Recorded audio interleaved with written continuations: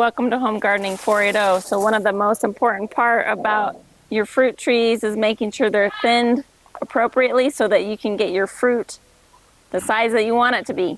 So here's a really great example. I've got 2 peaches right here that are really almost next to each other, and then I've got 2 peaches right here on the same branch that are next to each other. The rule of thumb that I've seen is you want to be down to about every 4 inches you want a good immature fruit. So we're going to take 2 of these off. And what I do, oh, and you see that these are almost conjoined. Can you see that? Yes. I just will remove the whole thing because you're never going to get a good peach out of that. And then I'll just leave one of these on this branch. And it's best to do with 2 hands so that you don't break the branch. So that branch will have 1 good fruit. And if you look right here, there's another conjoined twin, I call it. Just pop that up. And then there's another one right below it. Don't worry about it. There's going to be plenty of fruit here. And then I'm going to make it so that there's only 1 good fruit every 4 inches.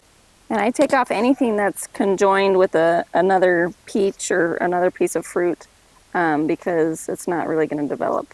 Especially when you get close to where the branches come together, you really need to thin out there because that's not going to have room to grow. I have heard that the commercial orchards use a high pressure hose to do this when the fruit is really small.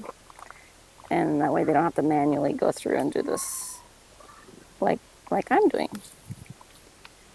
There is a lot. Yep. And we have already thinned out that other one, or has not done it yet? I did that with my sister last week. Okay, so this is the one that needs to be thinned out.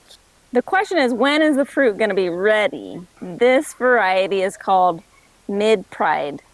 Mid-Pride is a mid-season ripening peach, and in Arizona that is June. Ava's Pride, which is the tree I have next to it right here, it ripens about 2 weeks before that, so that'll be about the end of May.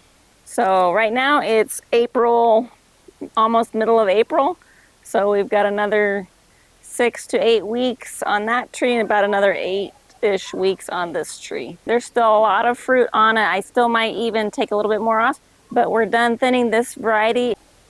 Well, thank you for joining us on Home Gardening 480. We'll see you on our next video.